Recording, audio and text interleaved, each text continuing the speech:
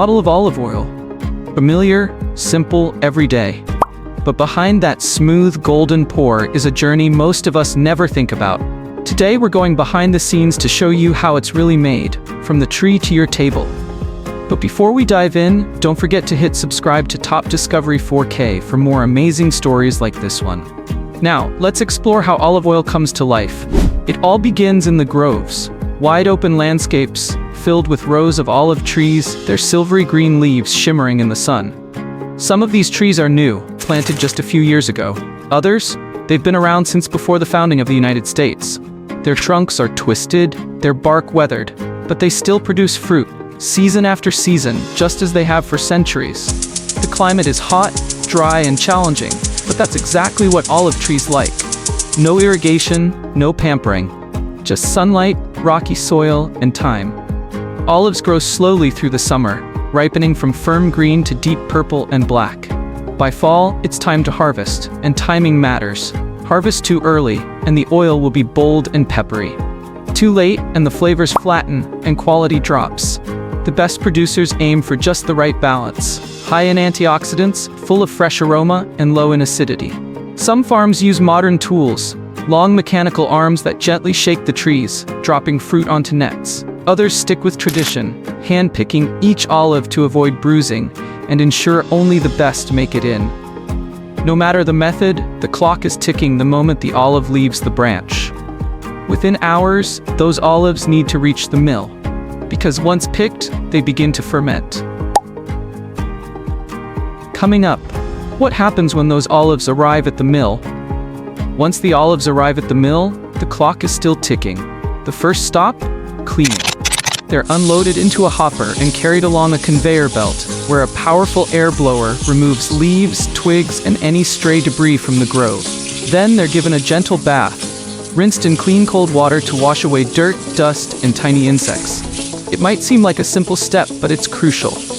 Even a few damaged or dirty olives can throw off the flavor of an entire batch. Next comes sorting.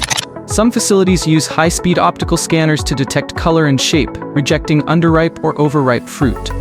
Others rely on trained workers to hand-inspect the flow. The goal is clear: only healthy, clean, ripe olives make it to the next stage. Everything, skin, flesh, and pit, will be used. Nothing is wasted. Because the next step? It's time to crush them all into a thick, aromatic paste. Now that the olives are clean and sorted, it's time to break them down. The entire fruit, skin, flesh, and pit, is sent into a crusher. Traditionally, giant stone wheels would slowly roll over the olives, grinding them into a thick paste. Some small mills still use this method for its gentle touch and rustic charm. But in modern production, stainless steel hammer mills are the standard. They work faster and more efficiently, breaking the olives into a smooth, uniform paste in seconds. Why crush everything? Because the oil lives inside tiny cells in the flesh. Crushing releases the oil along with water and solid bits, all mixed together in this rich, greenish-brown paste. But here's the key: everything is kept cool. This is cold pressing, and the temperature is carefully controlled, usually below 27 degrees Celsius, about 80 degrees Fahrenheit, to preserve the delicate flavor compounds and antioxidants. With the paste ready, the next step is just as important: gently stirring it to bring the oil together. With the olive paste now ready, it's time for a slow, gentle process called malaxation. The paste is transferred into large stainless steel mixing tanks, where it's slowly stirred for 20 to 40 minutes. The goal? To let the tiny droplets of oil come together into larger ones, a process known as oil coalescence. It's like giving the oil time to find itself. The temperature is carefully maintained, still part of the cold press process, because heat might increase yield, but it also damages flavor and nutrients. For high-quality extra virgin olive oil, flavor always comes first. Some mills use a nitrogen atmosphere or vacuum-sealed mixers to keep oxygen out. That's because exposure to air can cause oxidation, which dulls the taste and shortens shelf life. The paste starts to look glossy, almost buttery. That sheen means it's ready. Up next is the step where things start to separate, literally.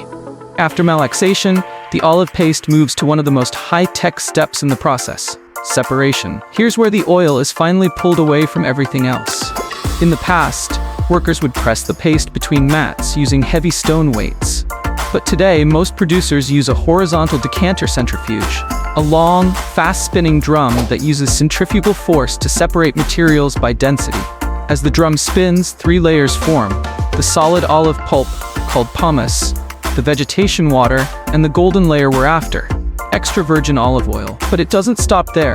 The oil goes through a second, vertical centrifuge, which removes even the tiniest traces of water and solids, leaving it clear, vibrant, and ready for the next phase. No chemicals, no added heat, just physics, precision, and patience. This is the first moment the oil stands on its own, pure, raw, and incredibly fragrant. At this point, the oil is fresh, raw, and rich in aroma, but it still holds a big decision for producers: to filter or not to filter. Some oils go straight from the centrifuge to the bottle, leaving tiny bits of olive flesh suspended in the liquid. This creates a cloudy appearance and bold, earthy flavor. It's often labeled as new oil or olio nuovo, and some people love its intensity, but it doesn't stay fresh for long. Filtered oil, on the other hand, is passed through cotton or cellulose filters to remove any remaining particles.